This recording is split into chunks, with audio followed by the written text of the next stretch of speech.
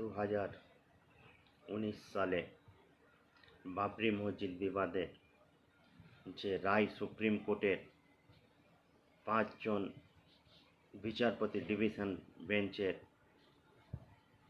রায় হয়েছিল, সে রায় সুপ্রিম কোর্টের রায় ছিল না।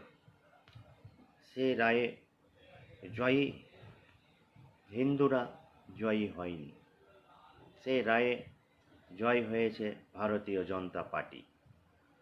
ভারতীয় জনতা পার্টির দ্বারা প্রচালিত ওই 5 জজের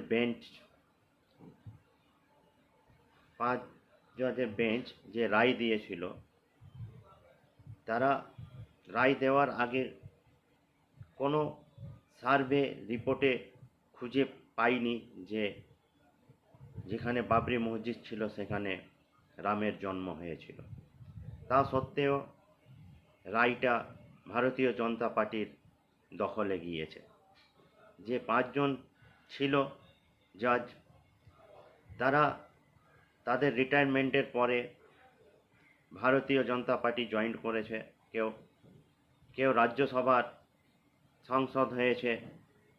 এদের প্রলোভন দেখিয়ে রায়টা তাদের ফেভারে ভারতীয় জনতা পার্টি করে নিয়েছিল। তোমাদের বড় বড় পদ দেওয়া হবে, দিয়েছে।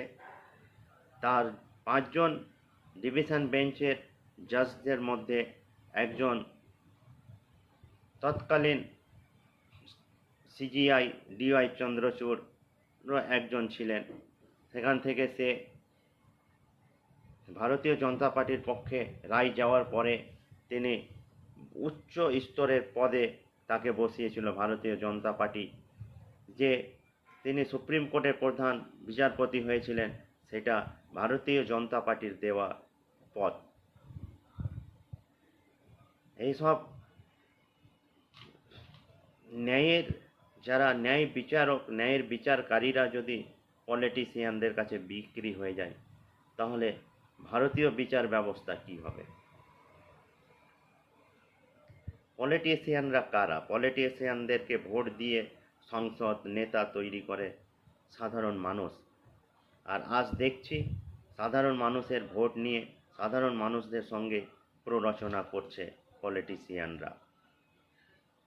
এই পলিটিশিয়ানদেরও অবস্থা শ্রীলঙ্কা, বাংলাদেশ, নেপালের নেতাদের মতো অবস্থা হবে। সময় এসেছে, ভারতবর্ষ স্বাধীন হয়েছিল